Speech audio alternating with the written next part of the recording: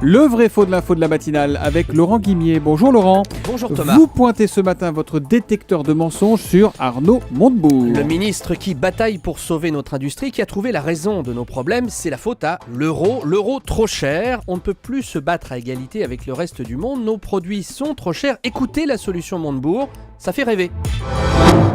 Si l'euro diminuait de 10%, eh bien ça permettrait d'accroître notre PIB, notre richesse nationale d'1,2, de créer 150 000 emplois et de réduire le déficit de 12 milliards.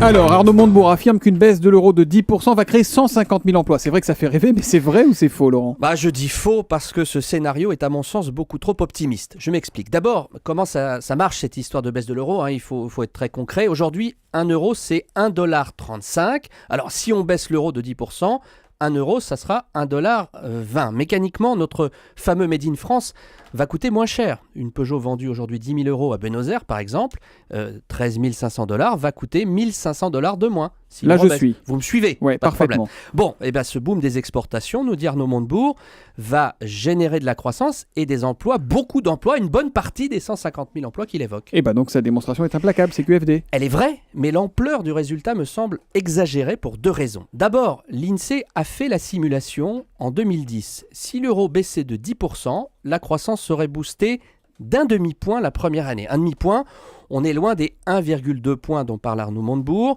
Et avec un demi-point de croissance en plus, on ne crée pas 150 000 emplois, quelques dizaines de milliers d'emplois par an, pas plus, Ouais. à court terme. Mais les PME qui exportent en profiteraient à plein tube là. Oui, mais ça, c'est la deuxième raison que je donne. Nos entreprises ne sont pas toutes capables d'exporter, de moins en moins d'ailleurs, donc de profiter de cette baisse de l'euro. En 10 ans, notre industrie a perdu le match sur beaucoup de marchés à l'exportation, l'automobile, mais je ne parle même pas du textile.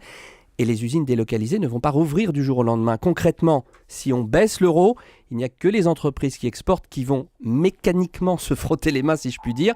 Seulement une entreprise sur 20 en France. Alors pour résumer, je ne dis pas qu'une baisse de l'euro serait sans effet. Je dirais qu'elle devrait durer plusieurs années, au moins 3 ans, pour donner des résultats tangibles.